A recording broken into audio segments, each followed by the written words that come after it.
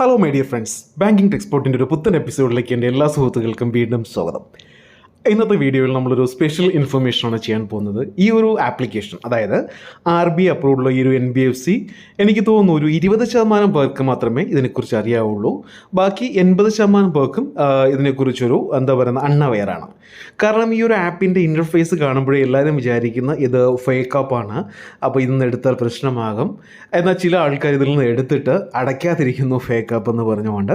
പക്ഷേ ഈ ആപ്പ് വളരെ നല്ലൊരു ആപ്ലിക്കേഷനാണ്. കാരണം എൻ്റെ പേഴ്സണൽ എക്സ്പീരിയൻസ് വെച്ച് എനിക്ക് രണ്ടാമത്തെ ടൈമിൽ എനിക്ക് കിട്ടിയ എമൗണ്ട് 25 25 കിട്ടിയാലും കുറച്ച് ഇൻട്രസ്റ്റ് കൂടുതലാണ്. അത് കട്ട് ചെയ്തിട്ട് ഇത്ര രൂപയെ കിട്ടിയിട്ടുള്ളൂ.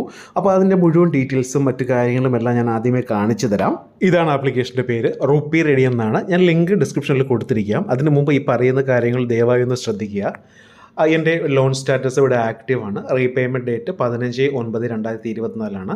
Next payment amount 11,813. അപ്പോൾ എൻ്റെ ലോൺ ഡീറ്റെയിൽസ് ഞാൻ നിങ്ങൾക്കൊന്ന് കാണിച്ചു തരാം. ലോൺ ID കൊടുത്തിട്ടുണ്ട്, ലോൺ സ്റ്റാറ്റസ് ആക്റ്റീവാണ്. ലോണിൻ്റെ കാലാവധി, തിരിച്ചടവ് കാലാവധി 62 ദിവസമാണ്. എമൗണ്ട് ഡിസ്ബേഴ്സ് ചെയ്തിരിക്കുന്നത് 17,100 രൂപയാണ്. റീപേയ്മെൻറ്റ് ചെയ്തിരിക്കേണ്ട എമൗണ്ട് 23,626 രൂപ 89 പൈസയാണ്. Next payment amount 11 something. Next payment date എല്ലാം ഇവിടെ കൊടുത്തിട്ടുണ്ട്. അപ്പോൾ ഇതിൽ 2 നെഗറ്റീവാണ് ഉള്ളത്. എനിക്ക് തോന്നുന്നത് ഇൻട്രസ്റ്റ് വളരെ കൂടുതലാണ്. കാരണം നമ്മൾ ഈ 2 മാസം കൊണ്ട് അടയ്ക്കേണ്ടത് ഏകദേശം 6-7 രൂപ സഹിതം നമ്മൾ ഇൻട്രസ്റ്റ് ഉൾപ്പെടെ അടയ്ക്കണം. കാരണം 23,626 രൂപ കിട്ടിയിട്ട് നമുക്ക് ഡിസ്പേഴ്സ് ആയ എമൗണ്ട് 17,100 രൂപയാണ്. പിന്നെ ടെന്യൂരിറ്റി കാലാവധി 2 മാസമേ ഉള്ളൂ. ഈ 2 മാസം കൊണ്ട് നമ്മൾ എത്രയാണ് 11,813 രൂപ 45 പൈസയാണ് നമ്മൾ EMI ആയിട്ട് അടയ്ക്കേണ്ടത്. അപ്പോൾ ഇത് അടയ്ക്കാൻ പാടില്ലാത്തവർ, അതായത് കഴിയാത്തവർ, കാരണം ഒരു 15,000 രൂപ സാലറി ഉള്ളവർക്ക് എനിക്ക് തോന്നുന്നു അടയ്ക്കാൻ കഴിയില്ലെന്ന് തോന്നുന്നു. കാരണം അവർക്ക് മറ്റ് ചിലവുകളും കാര്യങ്ങളെല്ലാം കാണും. അപ്പം അടയ്ക്കാൻ പ്രാപ്തിയുള്ളവർ മാത്രം എടുക്കുക. അല്ലെങ്കിൽ തീർച്ചയായിട്ടും നിങ്ങൾക്കറിയാം നിങ്ങളുടെ സിബിൽ ഇഷ്യൂ ആകും, അത് അടയ്ക്കാൻ പറ്റില്ല നിങ്ങൾക്ക്. ഓക്കെ, താഴെ കാണാം 2 മാസമായിട്ട് 11,813 രൂപ 15/9-ലും 17/10-ലുമാണ് എനിക്ക് അടയ്ക്കേണ്ടത്.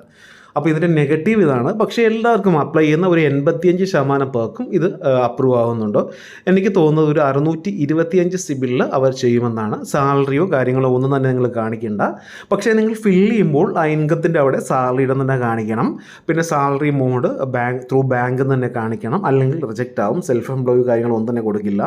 ഇതിൽ നിങ്ങളുടെ പ്രൂഫ് ഒന്നും ചോദിക്കില്ല, നിങ്ങളുടെ സാലറി സ്ലിപ്പ് സ്റ്റേറ്റ്മെൻ്റ് ഒന്നും കൊടുക്കില്ല.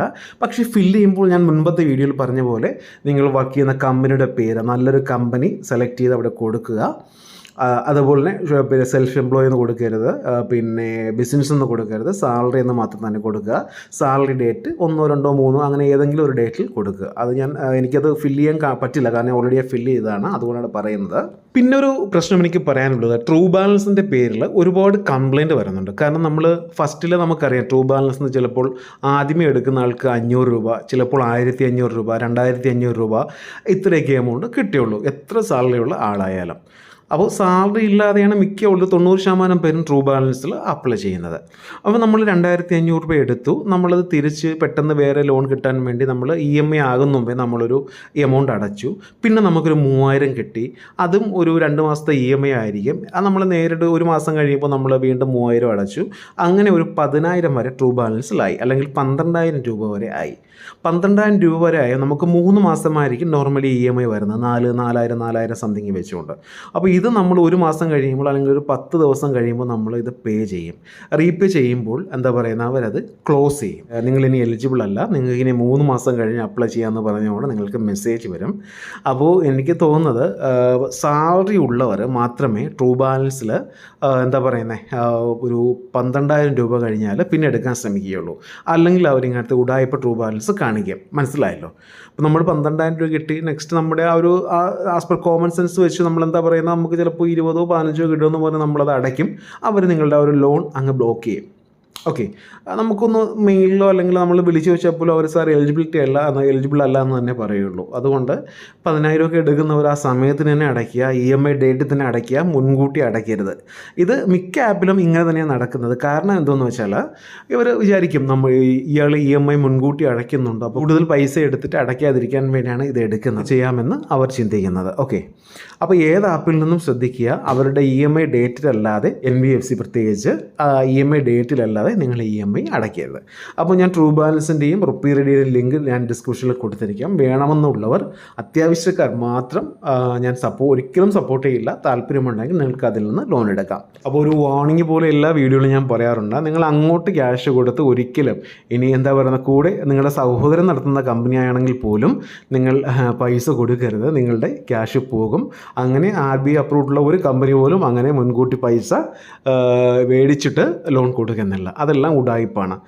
ചില ആൾക്കാർ വളരെ കൺവിൻസ്ഡ് ആയിട്ട് പറയും ആധാർ കാർഡും അവരുടെ ID കാര്യങ്ങളും അത് മറ്റുള്ളവരുടെയൊക്കെ ആയിരിക്കും, അവർ മോഷ്ടിച്ചതൊക്കെ ആയിരിക്കാം. സാർ ഇപ്പോൾ ഒരു 5,000 അടച്ചാൽ സാറിന് 5 ലക്ഷം രൂപ അത് അക്കൗണ്ടിൽ എത്തിയെന്ന് പറയും. നമ്മൾ ഇത് കണ്ട് ആ പൈസയും കാണിച്ചു തരും, പൈസയുടെ ഫോട്ടോയും കാണിച്ചു തരും. നമ്മൾ ഇതൊക്കെ കണ്ട് ആകർഷണമായി നമ്മൾ എന്ത് ചെയ്യും, നമ്മൾ പൈസ അടിച്ചു കൊടുക്കും. കുറച്ച് കഴിയുമ്പോൾ സാറേ എല്ലാം ക്ലിയർ ആയിരിക്കുകയാണ്, GST അടയ്ക്കണം ഒരു 14,000 രൂപ, ഇതും നമ്മൾ അയച്ചു കൊടുക്കുക. അങ്ങനെ അയച്ചു കൊടുത്ത ഒരുപാട് പേര് ഗ്രൂപ്പിലുണ്ട്. ഇന്നും അവർ പൈസയ്ക്ക് വേണ്ടി ചോദിച്ച് നടക്കുകയാണ്. ആരെ കണ്ടെത്താൻ അങ്ങനെ ഒരു അഡ്രസ്സ് പോലും കാണില്ല. അതുകൊണ്ട് മുൻകൂട്ടി ഒരിക്കലും നിങ്ങൾക്ക് എല്ലാവർക്കും അറിയാമെന്ന് വിചാരിക്കുന്നുണ്ട്, മറ്റുള്ളവർക്ക് കൂടി ഷെയർ ചെയ്ത് കൊടുക്കുക. അമിത ലാഭം പ്രതീക്ഷിച്ചെടുക്കുന്ന എല്ലാം നിങ്ങൾ അവസാനം ഒരു സെറ്റേറിൽ വന്ന് ചേരുകയുള്ളൂ. അപ്പോൾ അതുകൊണ്ട് നിങ്ങൾ അങ്ങനെ ഒന്നും എടുക്കരുത്. എന്തെങ്കിലും ഡൗട്ട്സ് വരികയാണെങ്കിൽ നിങ്ങൾ അറിയാവുന്ന ആരെടുത്തോ അല്ലെങ്കിൽ എന്നോടോ ചോദിക്കുക. വാട്സപ്പ് നമ്പർ ഞാൻ കൊടുത്തിരിക്കാം. ഓക്കെ, അപ്പോൾ ഇന്നത്തെ വീഡിയോ എല്ലാവർക്കും ഇഷ്ടമായെന്ന് കരുതുന്നു. ഇഷ്ടമെങ്കിൽ ഷെയർ ചെയ്യുക, ലൈക്ക് ചെയ്യുക, സബ്സ്ക്രൈബ് ചെയ്യുക. Thank you for watching my video. Have A nice day.